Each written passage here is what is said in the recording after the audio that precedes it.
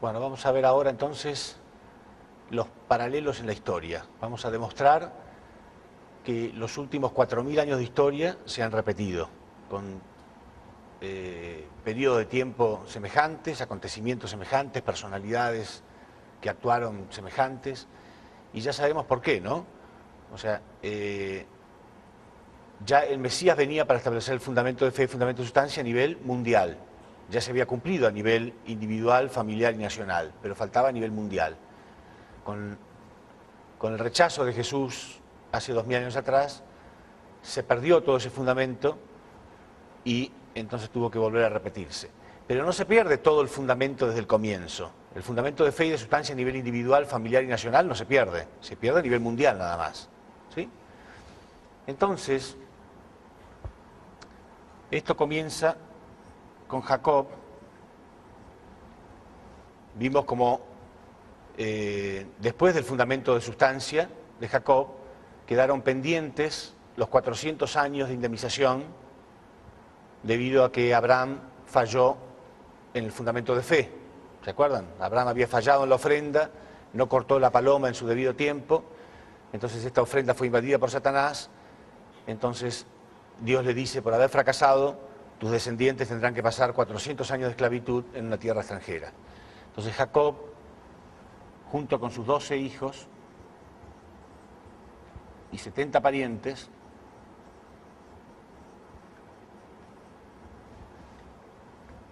entran a Egipto, primero no como esclavos, sino porque José, su hijo menor, tenía una posición muy importante, casi como un faraón, pero después el faraón que lo nombra primer ministro a José muere y los faraones subsiguientes van esclavizando más y más a sus descendientes.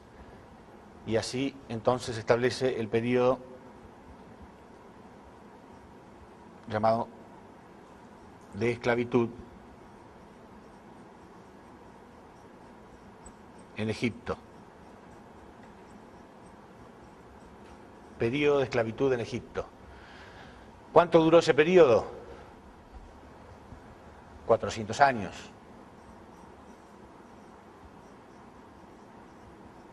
¿Mm? 400 años. Bueno, en cada periodo yo les voy a contar algunos detalles que a lo mejor pueden parecer insignificantes, pero para que después vean ustedes cómo se repite. Todo esto es antes de Jesús, 2000 años antes de Jesús. Y todo esto es desde Jesús hasta hoy. Van a ver que desde Jesús hasta hoy es simplemente la repetición paso a paso de cada acontecimiento. Había que restaurar todos estos periodos perdidos debido al fracaso en recibir a Jesús. Todos estos periodos se perdió y vamos a ver que después se repite. Entonces yo primero voy a hablar de este lado, voy a explicar qué pasó en cada etapa para que vean ustedes cómo se repite. Bueno, los israelitas eran una nación ya elegida por Dios, preparada. Siempre decimos la nación elegida.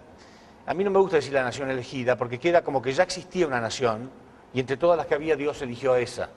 No, es la nación formada por Dios. Dios tomó una persona que cumplió, una persona que realmente pudo quitar su naturaleza caída a través del fundamento de fe, fundamento de sustancia, y a través de esa persona, sobre ese fundamento victorioso, entonces Dios establece una familia victoriosa, una nación victoriosa, y así fue preparando esta nación, ¿sí? Pero a pesar de que ellos eran la nación de Dios, vemos que estaban esclavizadas dentro de otra nación. Por eso, esto también está como en la etapa de formación. Después viene la etapa de crecimiento y después viene la etapa de perfeccionamiento. Van a ver ustedes que en este periodo estaba todo preparado para que llegue el Mesías. Sin embargo, por algunos fracasos, el Mesías viene recién acá en esta etapa. Pero originalmente estaba preparado todo para que el Mesías nazca ahí, en esa etapa. Porque ya era una nación sólida. Dios quería mandarlo en una nación sólida e independiente. Acá no, acá estaban recién en la etapa de formación. ¿Por qué etapa de formación? Porque eran una nación, pero sin embargo estaban dentro de otra, estaban esclavizados dentro de otra nación, no eran libres. Sin embargo, ellos guardaban la identidad de ser los elegidos de Dios a través de tres tradiciones, a través de tres condiciones que establecían constantemente, que eran guardar el sábado como el día sagrado, a través de las ofrendas,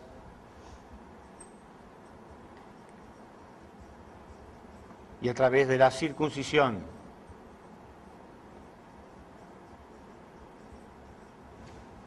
A través de esas tres costumbres, tradiciones, ritos, condiciones que ellos establecían, ellos guardaban la identidad de ser los elegidos. Después hacían todas las labores de esclavos, pero en sus corazones ellos guardaban la identidad de ser los elegidos de Dios. Bueno, en un momento entonces aparece Moisés y los libera. Sin embargo, Moisés, fíjense ustedes, en apariencia externa era como si fuera un egipcio. Les dije que la hija del faraón lo rescata, lo lleva al palacio y lo cría como si fuera un egipcio, pero la madre le va inculcando el amor a los israelitas, quiere decir que él es internamente un israelita, externamente un egipcio. Entonces, hacia el final de esta etapa aparece Moisés, que todos pensaban, repito, que era un egipcio y no lo era. Y entonces él los libera, ya hemos visto el curso de Moisés, ¿sí? Y ahí llegan a las tierras prometidas de Canaán y comienza lo que se llama el período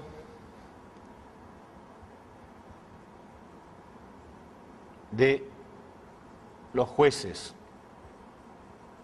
Un periodo que también duró 400 años. En esta etapa comienza una especie de feudalismo en Israel. ¿Sí? Ellos, cada tribu, son 12 tribus, tienen sus propias tierras, como si fueran, casi como si fueran naciones independientes, ¿no? Eso es el feudalismo. Repito eso porque ya vamos a ver cómo se va repitiendo todo igual. Los jueces cumplían tres funciones principales. Cada juez era como un rey, como un sacerdote y como un profeta.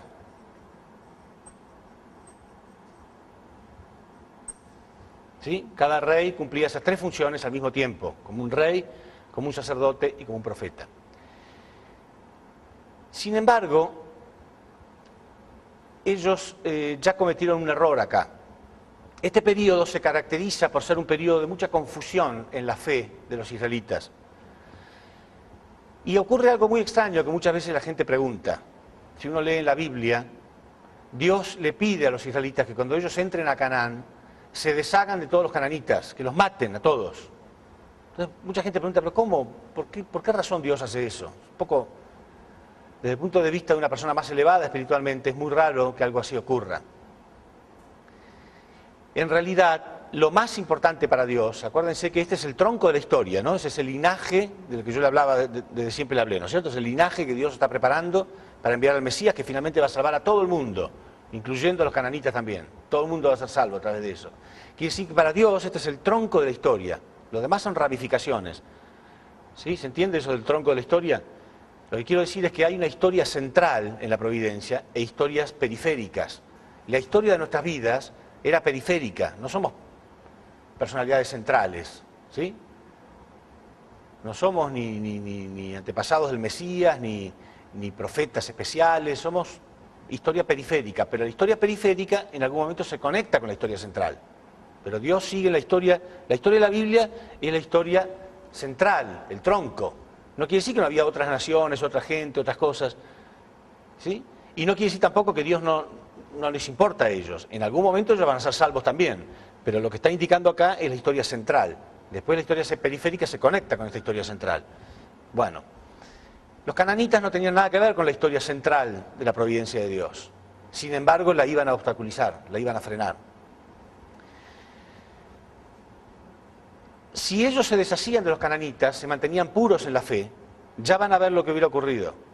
Lo que hubiera ocurrido en esa época es que los israelitas se hubieran mantenido fieles y el Mesías podía haber nacido en esta época. En esta época eran un poderoso reinado, no estaban bajo la influencia y el dominio del Imperio Romano como ocurrió cuando vino Jesús después. ¿Sí? Entonces muy probablemente podría haber habido victoria acá.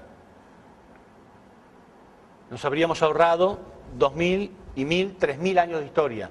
Hace 3000 años el reino de los cielos habría estado establecido. Y si el reino de los cielos hubiera sido establecido hace 3000 años, ¿qué hubiera pasado espiritualmente con los cananitas que murieron? Hubieran sido salvos también. Está bien, hubieran vivido un poco menos, hubieran vivido unos años menos en este mundo, pero serían salvos hace muchos miles de años. Sin embargo, todavía ellos están en el mundo espiritual muy bajo, porque eran tribus paganas. ¿Se entiende? O sea, lamentablemente Dios en la providencia tiene que hacer cosas crueles, porque lo más importante es continuar con la providencia. Entonces Dios le pide que realmente se establezcan y que no se mezclen con los cananitas. Porque si se mezclan con los cananitas, van a contaminar su fe. Bueno, los israelitas no hacen eso, no obedecen y tratan de convivir pacíficamente con los cananitas. Invaden, sí, pero después tratan de convivir pacíficamente con ellos. Y vamos a ver las consecuencias. La invasión. Ya la fe se empieza a contaminar acá y acá mismo hay un fracaso que hace perder muchísimo. Fíjense ustedes, si el Mesías hubiera nacido en esta época, aunque igual lo hubieran rechazado, supóngase que igual lo hubieran rechazado, ¿no? Que igual lo mataran, se habría perdido esta parte y hoy la historia se tendría que repetir hasta acá nada más. Quiere decir que la humanidad habría ahorrado 1000 años acá y 1000 años acá. Quiere decir que igual hace 2000 años habría sido establecido el reino de los cielos. ¿Se entiende? Aunque hubieran fracasado en recibir al Mesías, igual la historia tendría que repetirse hasta acá nada más. Sin embargo, como todas estas tres etapas, porque esto es la etapa de perfeccionamiento de una nación, como las tres etapas fueron invadidas, ahora vamos a ver cómo, entonces tuvo que prolongarse hasta acá, y ahora tiene que repetirse hasta acá. ¿Se entiende? ¿Sí? Bueno. Entonces, este periodo, como digo, comenzó una especie de sociedad feudal para los israelitas y es un periodo, sin embargo, que se caracterizó por la contaminación de la fe de ellos. El último de los jueces, que fue Samuel,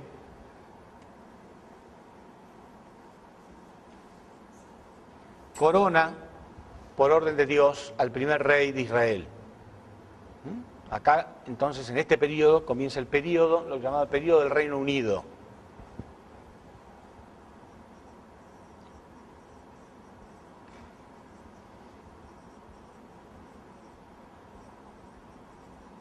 Periodo del Reino Unido. Y se corona, entonces, el primer rey de Israel, que fue Saúl. Quiere decir que ya eran una nación, por eso digo, etapa de formación, crecimiento y perfeccionamiento. No quiero decir con esto que era una nación perfecta, no, pero me refiero a que ya era una nación verdadera, independiente, sólida, con un rey, ¿sí? Entonces, la función del rey era establecer una condición para poder recibir al Mesías. ¿Cuál era esa condición?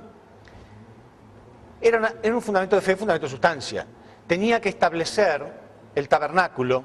¿Se acuerdan del tabernáculo que en la época de Moisés, ¿no? Hicieron la condición para poder recibir el tabernáculo que adentro tenía las tablas con los 10 mandamientos, ¿sí? El tabernáculo constaba de dos partes. Una parte se llamaba el Santo y la otra el Santísimo, que solamente el supremo sacerdote podía entrar, y donde estaban los 10 mandamientos, la tabla con los 10 mandamientos. Bueno, ahora el rey tenía la misión de construir el templo. Ese templo simboliza al Mesías. Construir el templo y mantenerse unido al templo. O sea, fundamento de fe y fundamento de sustancia. El templo era como la ofrenda. Y el fundamento de sustancia era él, en la posición de Caín, unirse completamente al templo, respetarlo y ¿qué? ¿Guardar qué? Los 10 mandamientos. No respetarlo externamente, no mantenerlo limpito nada más, sino internamente cumplir con los 10 mandamientos. Bueno, sin embargo, Saúl no cumple con esto. Él no construye el templo, se olvida por completo de que esa era la misión que tenía, y lo más importante para él era crear un ejército poderoso. Lo único que quería era tener un ejército poderoso. Y se olvida enseguida, apenas es coronado, se olvida de su misión. Y la Biblia dice, y eso también es un mensaje importante, que hasta Dios mismo se arrepiente de haberlo puesto como rey. ¿Ven cómo Dios, como no todo lo que ocurre es la voluntad de Dios? De hecho, repito, casi nada de lo que ha ocurrido fue la voluntad de Dios. Entonces, hasta Dios se puede arrepentir. Casi alguien podría interpretar como hasta Dios se puede equivocar. No es que Dios se equivoque, el que se equivocó fue Él, ¿no? Pero digo, no todo le sale bien a Dios. Entonces ese criterio de que Dios es todopoderoso y hace así y todo lo que Él quiere ocurre, no, depende de nosotros. Bueno, Saúl fracasó. Pero como estaba en la etapa número 3, ¿se acuerdan? Satán invadió la etapa número 1 y la etapa número 2, ¿no? Siempre en la etapa número 3 Dios puede hacer más intentos. ¿Se acuerdan cuando Abraham fracasó por ser la etapa número 3? Él pudo volver a intentar el fundamento de fe, ¿sí? Le dio otra posibilidad. Bueno, del mismo modo entonces acá Dios puede darle otra posibilidad. Sin embargo, le permite que gobierne durante 40 años. Que gobierne 40 años para ver si lograba, hasta último momento, construir el templo. Sin embargo, él no lo hace. Entonces, en su lugar queda David. El rey David, que era mucho mejor que él, mucho mejor que él. David tenía mucha más fe, David amaba mucho más a Dios. ¿Recuerda la historia de David y Goliat? Goliat desafió al pueblo de Israel y todos temblaban, hasta el rey temblaba. Y decían, si alguno de ustedes lo puede vencer, seremos esclavos de ustedes. Pero si nosotros vencemos, ustedes serán esclavos nuestros. Y Saúl temblaba. Y este que era un chiquito, era un muchachito, con cara de nene, que no infundía miedo a nadie, dice, yo lo voy a vencer. Y lo convence a Saúl. Y hay una parte interesante en la Biblia, ¿no? Como David está absolutamente decidido a vencer a Goliat. Y está ofendido. Y dice, ¿cómo este filisteo incircunciso va a ofender al pueblo de Dios? O sea que no es por él, no es una valentonada de él nada más, sino que era porque era el pueblo de Dios el que le estaba ofendiendo. Y dice, con el poder de Jehová yo puedo vencer. Él sumaba esto, él tenía muy en claro esto. Bueno, David tenía mucha más fe, repito, amaba a Dios.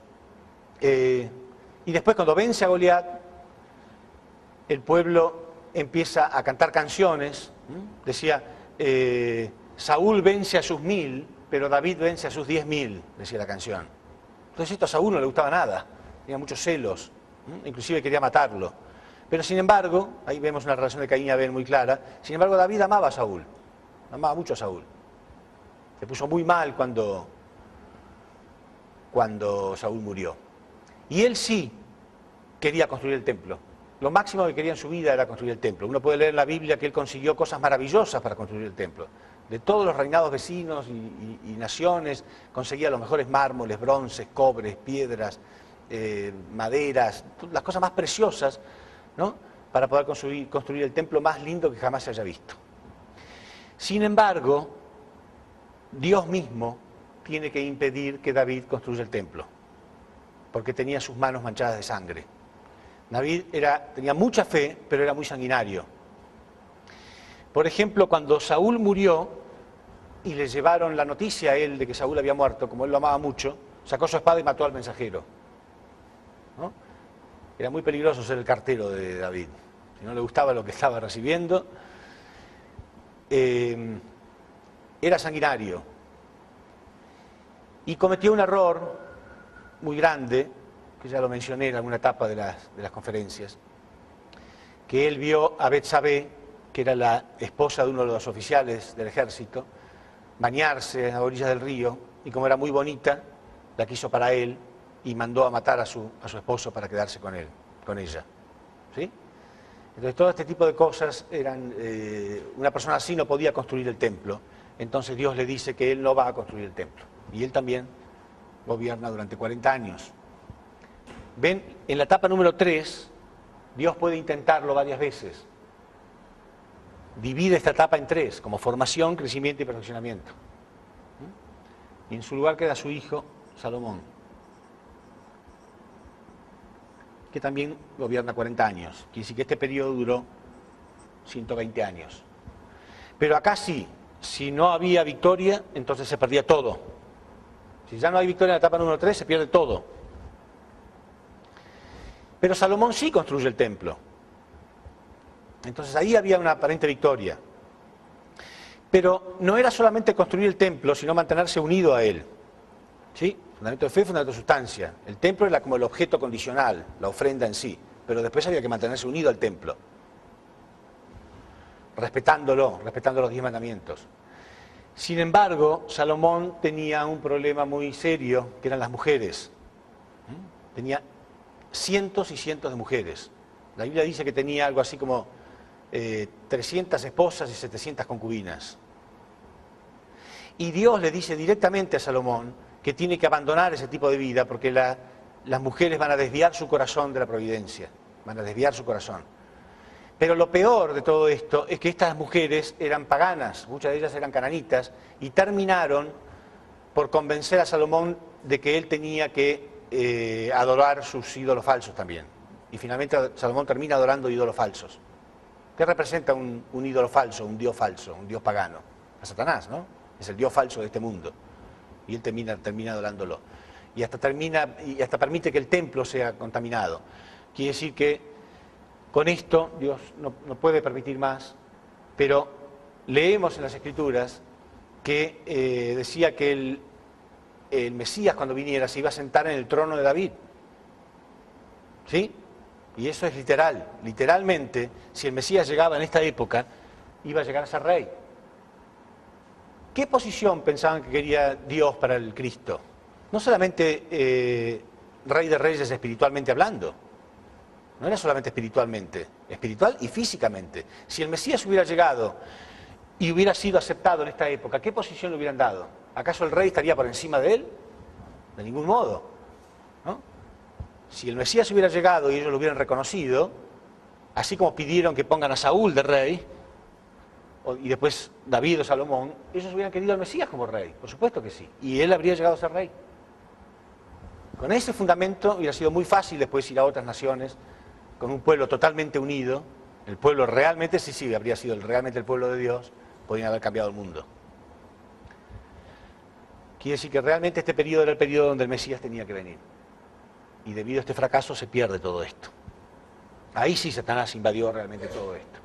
Se pierden las 3 etapas y tiene que volver a repetirse. Entonces, ¿qué pasa cuando Satán invade algo? ¿Qué es lo primero que tiene que hacer Dios?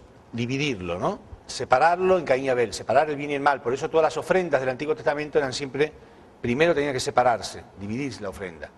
Dios no puede tomar una ofrenda que no esté separada, que no esté dividida. Simboliza separar el bien del mal. Entonces, después de la muerte de Salomón, comienza el periodo del reino dividido.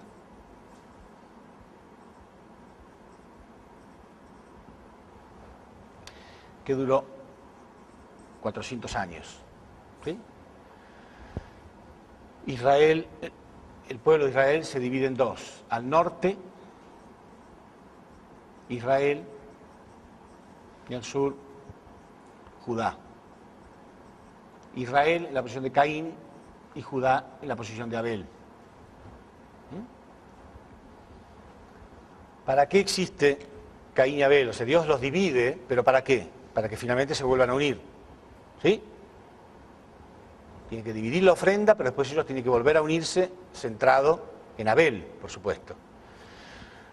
Entonces, desde Judá, Dios envía constantemente profetas hacia el norte. Esta es la época de los grandes profetas del Antiguo Testamento. Fue una época muy prolífera en profetas de muy alto nivel. Esta es la época de Elías, ¿sí? Vieron que los israelitas estaban esperando a Elías, les conté en la conferencia anterior, ¿sí? Bueno, esta es la época de Elías, Eliseo, Jonás, Amós, grandes profetas. Ahora fíjense ustedes que Israel, ustedes saben que eran 12 tribus, ¿no? Bueno, en la posición de Caín había 10 y en la posición de Abel 2. Sin embargo, todos los profetas venían de Judá, a pesar de que eran 2 tribus nada más. ¿Se acuerdan los espías negativos? ¿Sí? El curso de los espías, Dios dijo que eligieran 2 espías para ir a Canaán y 10 volvieron con informes negativos, o sea, 10 en la posición de Caín. Y Josué y Caleb, 2, vinieron con informes positivos, diciendo que con la ayuda de Dios todo era posible. Bueno, acá lo mismo. Estaban divididos 10 en la posición de Caín, 2 en la posición de Abel. Y todos los profetas venían de Judá e eran enviados hacia el norte. ¿Cómo creen ustedes que eran recibidos en el norte? Los recibían, aceptaban sus mensajes.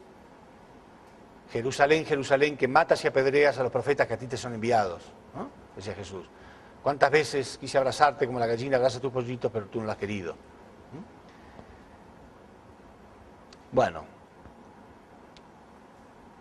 ellos siempre asesinaban a los profetas que eran enviados por Dios. Los mataban directamente. Caín matando a Abel. Entonces, fracasó este periodo. Si este periodo hubiera triunfado, por supuesto que tienen que establecerse estos dos, ¿no es cierto? Porque es como formación, crecimiento y perfeccionamiento de nuevo. Pero a lo mejor podrían haber sido 21 días y 40 días o algo por el estilo. Podría haber sido rápido. A veces los periodos están, pero pueden ser muy cortitos. Si el hombre cumple, pueden establecerse el número se repite, el número 40, 21, pero en vez de pueden ser días en vez de años. ¿Sí? ¿Se acuerdan que los 40 de cuando estaban en el desierto eran 40 días de espionaje? Y por haber fracasado, Dios dijo, bueno, ahora por haber fracasado tendrán un año por cada día, entonces ahora van a ser 40 años. ¿Se acuerdan? Bueno. Pero no hay éxito acá. Caín no se une a Abel, no aceptan los profetas. Entonces Dios tiene que hacer que Israel sea destruido por los asirios. Israel fue invadido y destruido por los asirios y Judá fue llevado en cautiverio a Babilonia. Así comienza el periodo de cautiverio en Babilonia.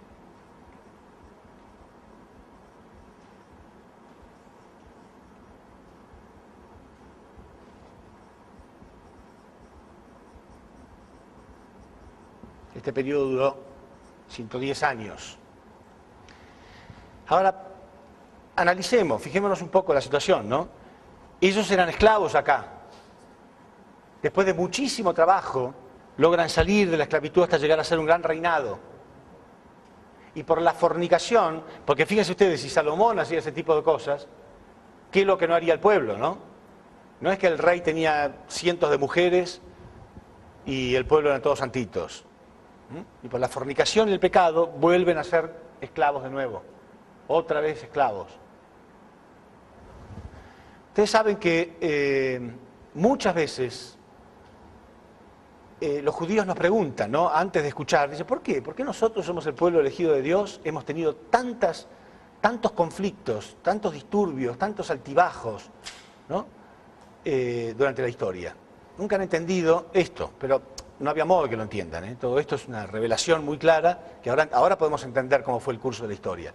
De todos modos, nadie debe ver esto solamente como la historia de Israel, ¿no? Esta es la historia de la humanidad. Éramos nosotros los que estábamos dependiendo de estos éxitos o fracasos. ¿O por qué creen que todavía seguimos viviendo en un mundo de maldad?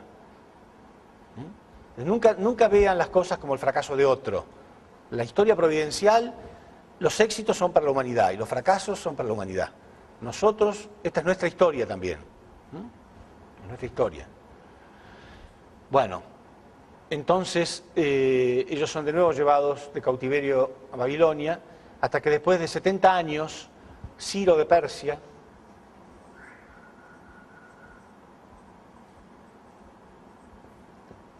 invade Babilonia y ya ahí él no tiene nada en contra de los israelitas y les va permitiendo la libertad poco a poco. Inclusive les va permitiendo algunos cargos en el gobierno, ¿sí? Pero, sin embargo, ellos permanecen ahí durante 210 años. Cuando termina este periodo, aparece un gran reformista en Israel, que es Malaquías.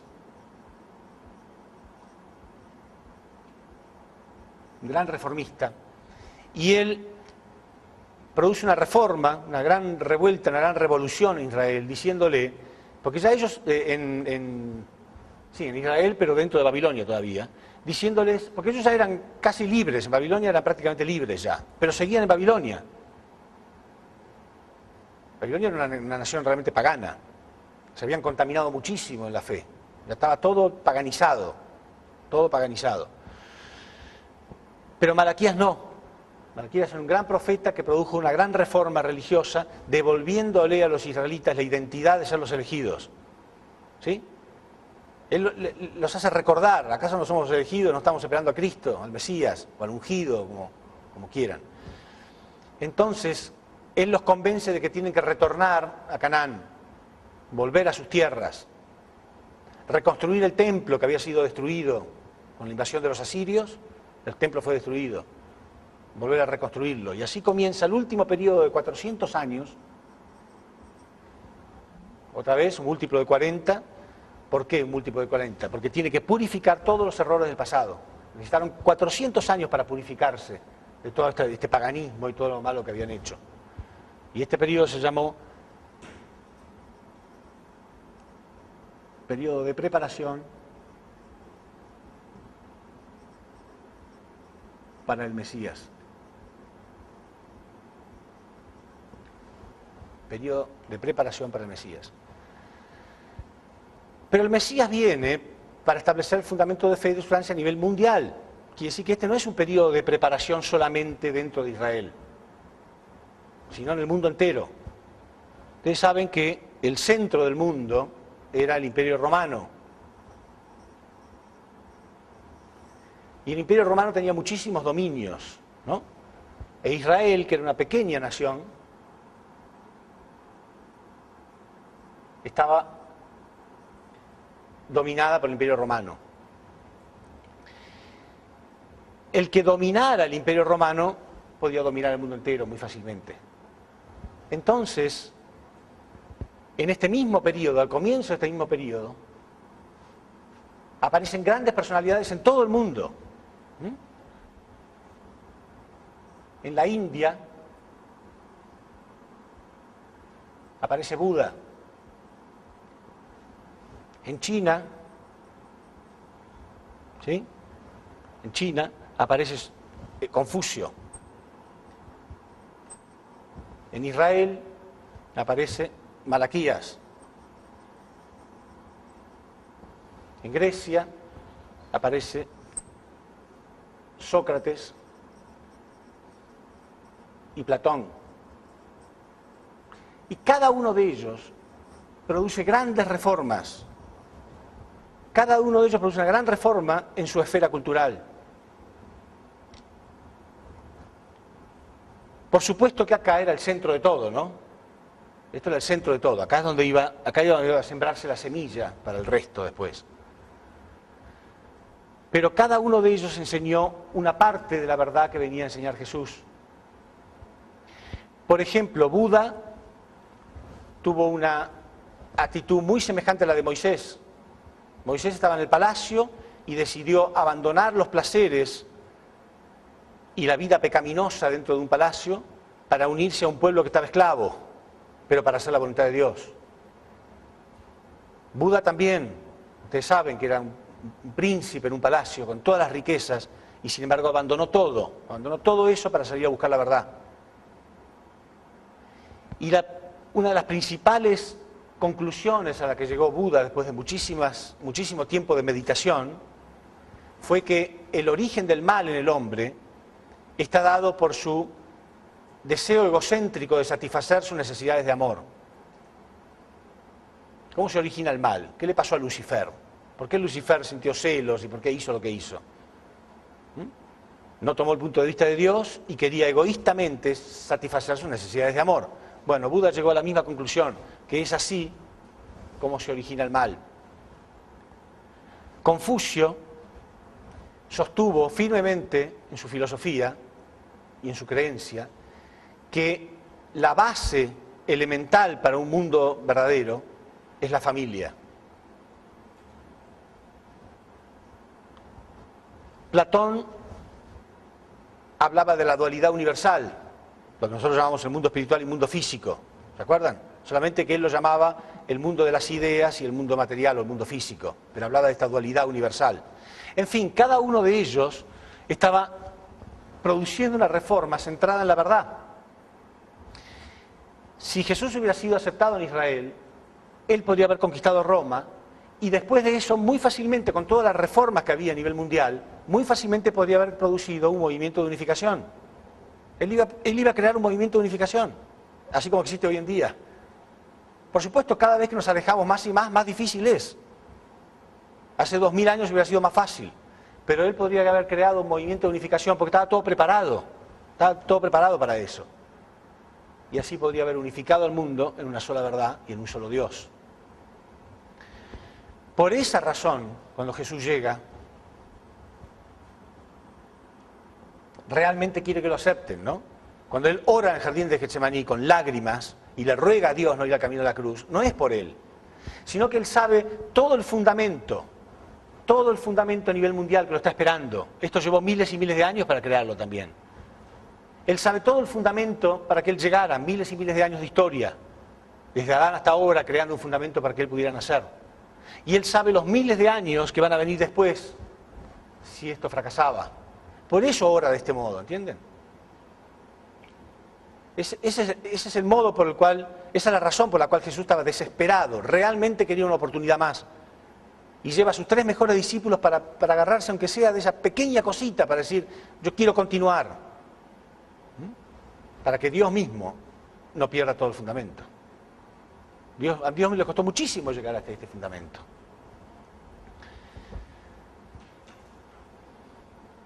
Sin embargo, es crucificado. Y con eso se pierde todo esto. 2000 años de historia se pierden.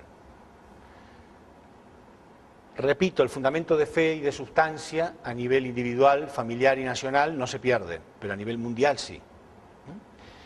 Entonces, Dios tiene que hacer que el hombre reconstituya cada una de estas cosas perdidas.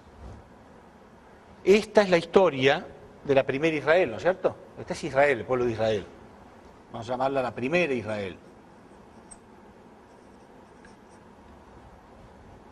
Entonces tiene que continuar con la segunda Israel, que son los cristianos.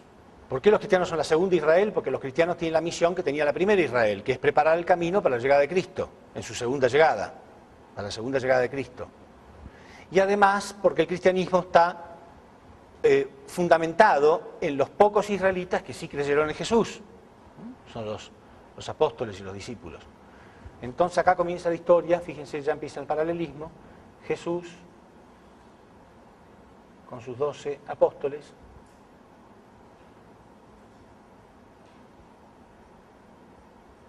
y 70 discípulos. Y esta es la historia de la segunda Israel,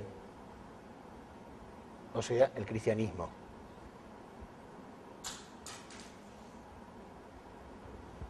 ¿Sí? Esta es la historia de la segunda Israel, o sea, el cristianismo, que tiene que indemnizar, ¿sí? Pagar por indemnización y reconstruir todo lo que había sido perdido. Entonces, lo primero que hace Jesús después de la resurrección, estuvo 40 días con sus discípulos y les dice que ellos tienen que ir a Roma. Así comienza el periodo de persecución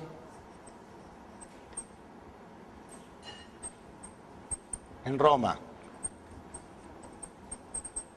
Y este periodo duró 400 años. Y esos primeros cristianos realmente se sentían el pueblo de Dios. ¿Y cuál era la fe y la esperanza de esos cristianos? El retorno de Cristo. Ellos no sabían.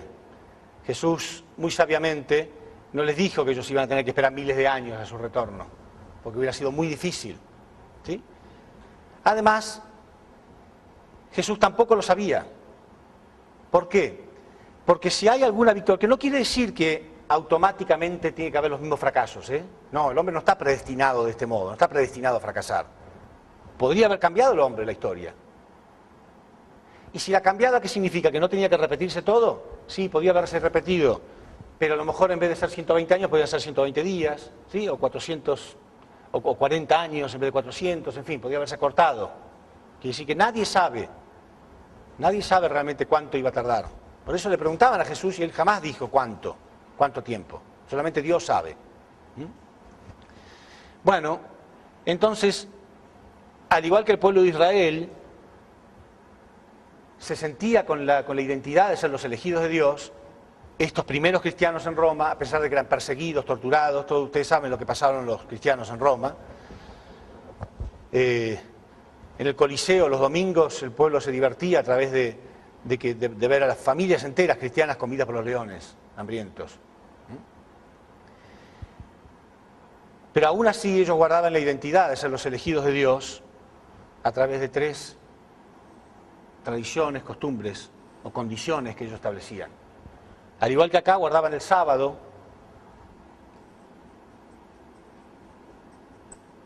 como el día sagrado, hacían ofrendas, pero ¿cuáles eran las ofrendas? Porque el cristianismo ya no hizo más ofrendas de animales, ¿no? ¿Cuáles eran las ofrendas? Ellos mismos, sus vidas, los mártires.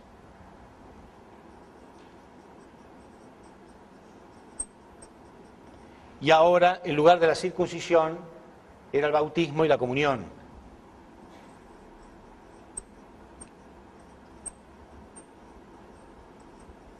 Bautismo y comunión. ¿Sí?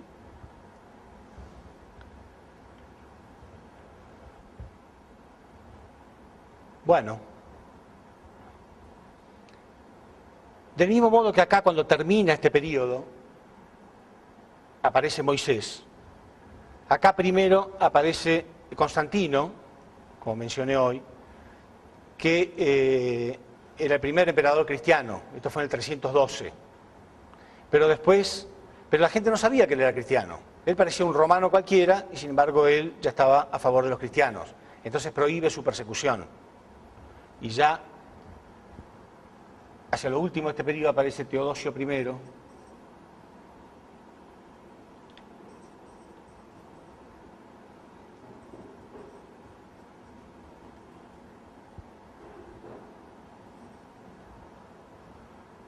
I, y establece al cristianismo como la religión, nombra al cristianismo como la religión oficial.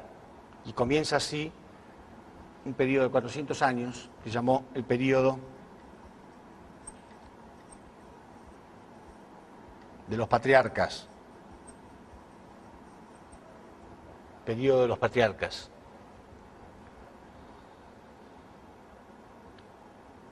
Cada patriarca era igual que un juez, cumplía 3 funciones al mismo tiempo, como la de un rey, un sacerdote y un profeta al mismo tiempo. Pero en aquella época también, esta época, al igual que acá, se caracteriza por ser un periodo de confusión en la fe de los israelitas. Había mucha confusión en la fe. ¿Por qué?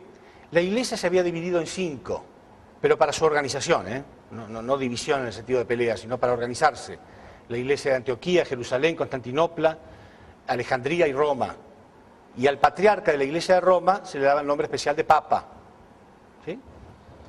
Bueno, el Papa León III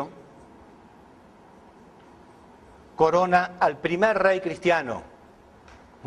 Pero bueno, perdón, antes de eso, les decía que este periodo se caracterizó por un periodo de confusión en la fe. Cuando se dividieron estas 5 iglesias, se fueron hacia el noroeste de Europa y ahí se encontraron con los germanos que venían huyendo de la persecución de los hunos, de la invasión de los hunos. Y los germanos tenían religiones miscelánicas, religiones paganas. Entonces los primeros cristianos que eran débiles, ¿no? Débiles en su fe me refiero, al mezclarse con los germanos que tenían religiones paganas, también ellos incorporaron muchísimo paganismo. No se olviden que una vez que fue nombrada la religión oficial en Roma, el cristianismo, se puso de moda ser cristiano. Los primeros cristianos sufrían para ser cristianos, ¿no? Satanás los ponía a prueba constantemente, pero ellos realmente tenían fe y entonces mantenían una vida recta. Después fue una moda, pues todo el mundo se hizo cristiano muy fácilmente, pero eran débiles en su fe. Entonces cuando se mezclaron con los germanos, muy rápidamente incorporaron un montón de cosas que duran hasta hoy en día. De aquella época viene el arbolito de Navidad, por ejemplo, ¿sí? Que no tienen ninguna base bíblica, la adoración a imágenes, en fin, muchísimas cosas paganas. Igual que acá. Y acá mismo comienza la sociedad feudal. Ustedes saben que en la Edad Media el sistema de gobierno era la sociedad feudal, ¿no?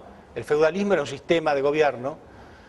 En realidad se lo llama un sistema de gobierno cuando en realidad es un antisistema, porque de sistema no había nada, no había ningún sistema. Cada uno tenía sus tierras y tenía el señor feudal, que era el dueño, y establecía sus propias leyes. El señor feudal establecía sus propias leyes, hacía lo que quería. Entonces en cada lugar había las leyes que se le antojaran. Bueno, entonces León III nombra al primer rey, al primer rey cristiano. Fíjense acá, exactamente el mismo periodo donde fue nombrado el primer rey de Israel, aparece el primer rey cristiano. Ven cómo se repite todo perfectamente igual. Y entonces comienza el periodo del Reino Unido. Periodo del Reino Unido. Y el primer rey es Carlomagno.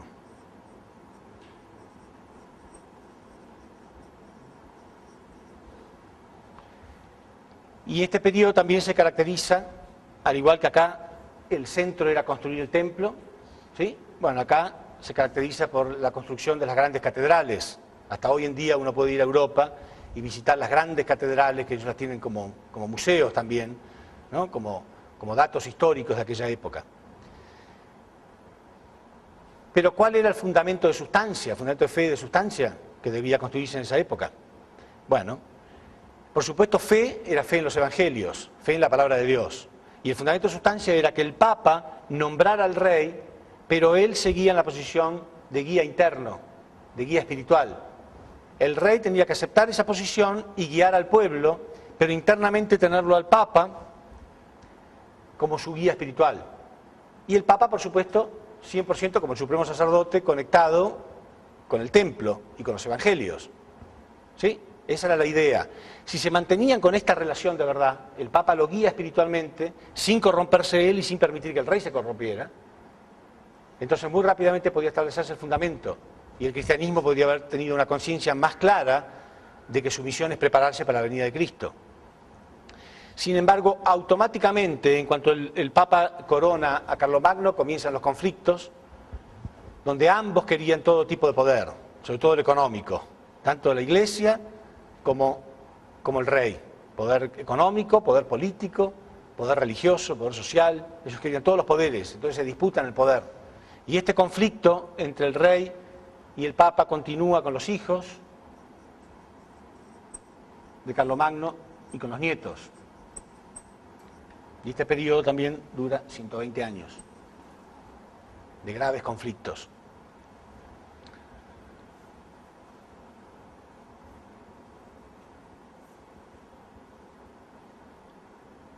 Bueno, hacia el final de esto entonces, después los nietos de Carlomagno se pelean y terminan dividiéndose los reinos. Primero en 3 y después 2 de ellos se unen y quedan 2. Y así comienza el periodo del reino dividido.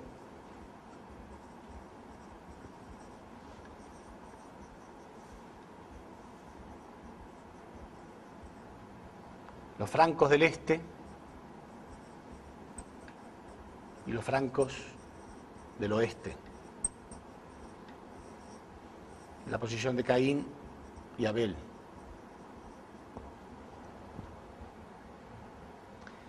Y del mismo modo que acá, fíjense exactamente igual, y este es el periodo que se caracterizó, el periodo de los grandes profetas del Antiguo Testamento, ¿no? Como les dije, el periodo de Elías, Eliseo, Jonás, Amós.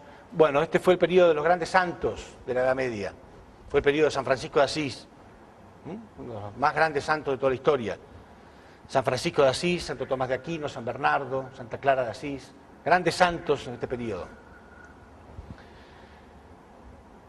Y del mismo modo, ellos intentaban restaurar. Si ustedes estudian la historia de San Francisco de Asís, hay una película que lo menciona, una película antigua, pero creo que en algún lugar debe estar dando vueltas. Sería muy bueno que lo rescatáramos y lo pasáramos. La historia de San Francisco de Asís, que se llama Hermano Sol, Hermana Luna. ¿La vieron alguna vez? Bueno, yo les aconsejo que lo vean. Es muy interesante porque muestra cómo era esta época, ¿no? San Francisco de Asís era católico, por supuesto. Y en un momento él recibe una revelación donde Dios le pide que reconstruya su iglesia. Y él no entiende qué es lo que esto significa. Entonces, junto con algunos seguidores, porque él tenía algunos seguidores, ven una capilla que está cerca de su casa, ¿no? Una capillita, y pensó que se refería a eso, y empiezan a arreglarla, ¿no? Juntar las piedras de nuevo, porque estaba derrumbada. Entonces Jesús, más fuerte, vuelve hacia él y le dice, no, la reconstrucción de la iglesia católica. Y San Francisco no puede creer. Él ni siquiera sabía que hacía falta reconstruirla, porque estaba llena de pecado. se había desviado muchísimo la Iglesia Católica. Lo que pasó en esta época entonces era que realmente tanto la Iglesia, tanto el rey como los señores feudales y como los jerarcas de la Iglesia querían organizar ejércitos para invadir tierras que estaban bajo las manos de los musulmanes, con la excusa de recuperar Tierra Santa. En realidad, lo último que les importaba era recuperar Tierra Santa, sino invadir, matar y quedarse con todas sus riquezas. Entonces todos, tanto la Iglesia como los reyes y los señores feudales, ponen todo su dinero, muchísimo dinero, para organizar ejércitos, las famosas cruzadas, lo habrán estudiado en historia, ¿no? Las famosas cruzadas. Repito, con la intención de quedarse con todas las riquezas de los musulmanes. Sin embargo, hubo 7 cruzadas durante 200 años y Dios hizo que todas ellas fracasaran, una detrás de la otra. Entonces, del mismo modo que acá Dios permitió que Israel fuera destruido por los asirios y Judá fuera llevado en cautiverio en Babilonia, bueno, acá todas las cruzadas fueron destruidas. Este periodo también duró 400 años.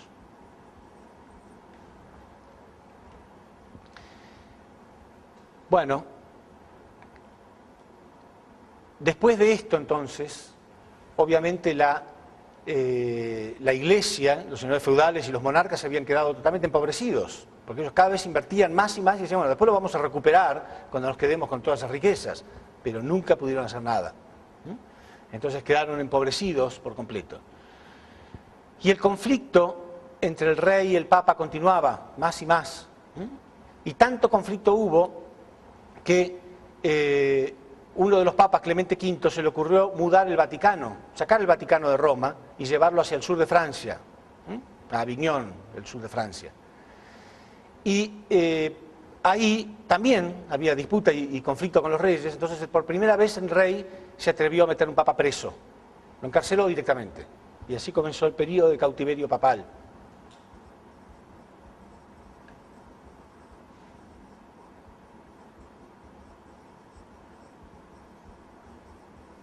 Periodo de cautiverio papal.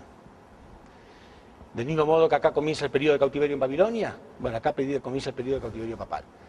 El rey, se atrevió a meter por primera vez en la historia un papa preso. Entonces en Roma no podían aceptar esto y nombraron a otro papa. Y los dos papas se disputaban el poder de la Iglesia y discutían constantemente. Y tantos conflictos y discusiones había que no le hicieron caso a ninguno de los dos y nombraron otro papa más. En algunos libros de historia este periodo está llamado el periodo de los 3 papas. Ahora imagínense ustedes la confusión que había 3 figuras centrales disputándose el poder unas con otras. ¿Sí? Bueno, y esto siguió así durante 210 años, conflicto, hasta que al final se destituyó, bueno, antes de que terminen esos 210 años, por supuesto, se destituyó a estos 3 papas y se nombró a otro papa en Roma, que fue León X. Ahora, uno piensa, después de tantos conflictos, de tanto escándalo, porque ya era un escándalo para la gente, había mucha corrupción, la Iglesia tenía realmente, había desviado por completo su camino. Por ejemplo, estaba muy de moda que las familias de la nobleza tuvieran alguien de la Iglesia, algún jerarca de la Iglesia, algún cardenal o algún jerarca dentro de la familia. Entonces, como estaba muy de moda, esas posiciones se compraban. ¿Sí? Uno podía ser obispo, cardenal, lo que fuera, pero comprando la posición directamente, no estudiando teología ni tratando de hacer la voluntad de Dios. Se vendían indulgencias. El indulto, que es el perdón de los pecados, era vendido a un precio determinado. Entonces, después de tanto escándalo, uno piensa, bueno, ahora que se nombró a un papa de nuevo, quizá empiece a hacer las cosas más rectas. Sin embargo, no fue así para nada. León X fue el que empezó a recaudar fondos para construir la Capilla Sixtina, la que pintó Miguel Ángel, ¿sí? La Basílica de San Pedro. Bueno, empezó a recaudar fondos. ¿Y sabe de qué modo recaudar fondos? Vendiendo indulgencias, o sea, vendiendo el perdón de los pecados. Y había un pueblo en Alemania donde estaba Lutero. Lutero fue un gran reformista, ¿no? Y a ese pueblo llegó justo un enviado del Papa que se llamaba Tetzel. Y este Tetzel tenía una lista con el precio para cada pecado. Había una lista para el precio, con el precio de cada pecado. Y según el pecado que uno quisiera cometer, iba y pagaba. Pero esto no era todo, sino que Tetzel prometía que si uno quería liberar del infierno a algún antepasado, había una clave donde en el mundo espiritual sabían que cuando se escuchara, no, en el infierno mejor dicho, en el mundo espiritual pero en el infierno, sabían que cuando se escuchara el sonido de las monedas tocando el fondo del cofre, sabían que tenían que liberar. Claro, imagínense ustedes la ignorancia que había en la Edad Media, ¿no? Entonces todo el mundo quería escuchar ese sonido, todo el mundo quería escuchar el sonido para liberar a sus antepasados. Pero eso no es todo, también había un precio para pecados futuros. Si uno quería cometer un pecado en el futuro, podía pagar algo hoy y después podía cometerlo tranquilo porque ya estaba perdonado. Imagínense ustedes qué desviación completa. Eso lo dicen los libros de historia. No es tan conocido esto en los países más católicos, pero en Europa saben perfectamente la historia de Lutero, porque Lutero se escandalizó con todo esto. Una oferta especial, pague hoy, peque mañana. Una vergüenza. Entonces, cuando la gente pagaba por sus pecados, después miren ustedes, ¿no? Se le extendía un recibo. Y con ese recibo la persona iba al sacerdote el domingo y el sacerdote tenía que perdonar sus pecados. Cuando la gente llegaba a Lutero, comentándole esto, Lutero decía que eso no era verdad, que eso no era verdad de ningún modo, porque Lutero era un profesor de teología bíblica, él conocía la Biblia perfectamente, ¿no? Y era creyente de verdad. Entonces él decía que el perdón de los pecados viene con una sola condición, que es el arrepentimiento sincero, no con dinero, sino con arrepentimiento sincero. Entonces lo sacaba y lo rechazaba. Entonces la gente le preguntaba, ¿pero en serio? ¿Yo puedo ser perdonado por mi pecado solamente con arrepentirme? Sí, es lo que dice Cristo, lo que dicen las Escrituras. Entonces iban a Tetzel y le pedían el dinero de nuevo. Entonces Tetzel hizo prender hogueras, porque ustedes saben que en la Edad Media, si alguien se oponía realmente a la estructura de la iglesia, era matado directamente. Entonces se prendían hogueras como amenazantes, como diciendo que nadie se oponga a lo que estoy diciendo. Entonces Lutero estaba cada vez más, por supuesto tenía temor también, ¿no? Era muy peligroso, pero estaba cada vez más frustrado, ¿no? Y más enojado por ver las violaciones que se hacían en los evangelios. Entonces finalmente él escribe 95 tesis en contra de la Iglesia Católica y las pega en la iglesia del pueblo. Ya la gente también notaba que durante muchos años vio toda la corrupción, pero nadie se animaba a decir nada. Era muy peligroso, ustedes saben lo que era la Inquisición, ¿no? En la Inquisición se mataba a cualquiera que se opusiera. Entonces, él escribió estas 95 tesis y las pegó, y alguien las sacó de la puerta el domingo y las leyeron en público. Y ese domingo nadie quiso entrar a la iglesia, por primera vez. Y ahí se encendió la mecha de la reforma religiosa que corrió como reguero de pólvora por toda Europa. Y ahí esto dio comienzo al último periodo, con Lutero. Ven acá, con Malaquías, un gran reformista, comenzó el periodo de preparación para el Mesías. Bueno, acá también, los últimos 400 años comenzaron acá, con Lutero, el periodo de preparación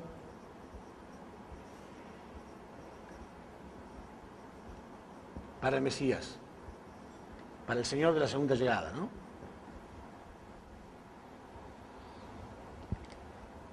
Y en realidad, si nosotros somos sinceros y abrimos nuestros ojos, los protestantes, ¿no? Los llamados evangelistas o protestantes, enfatizaron mucho más en que tenemos que prepararnos para la segunda llegada.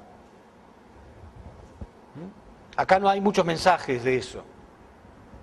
No se enfatizó lo suficiente. En realidad, la misión del cristianismo, principalmente, es cuidar espiritualmente al hombre para prepararlo para poder recibir al Cristo en su segunda llegada. Enfatizar más y más que estamos en los tiempos.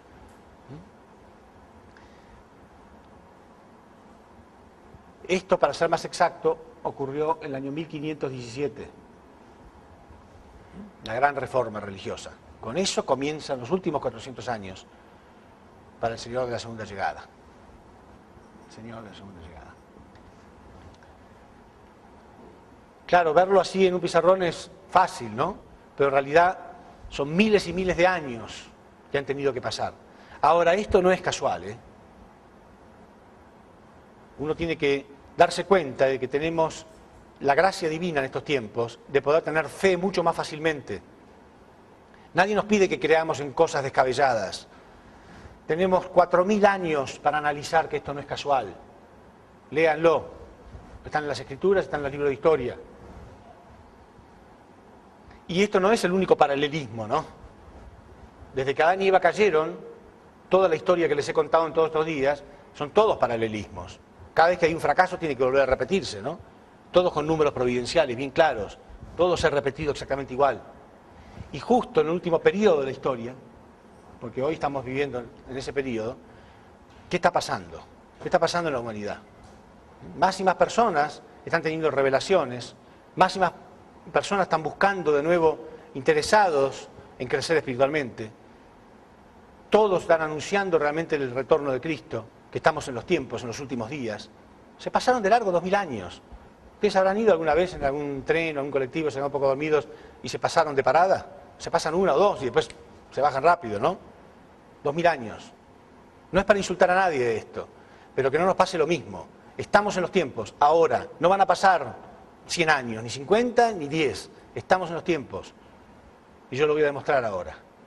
En la próxima conferencia vamos a hablar más de cómo, cuándo y dónde va a ocurrir la llegada de Cristo.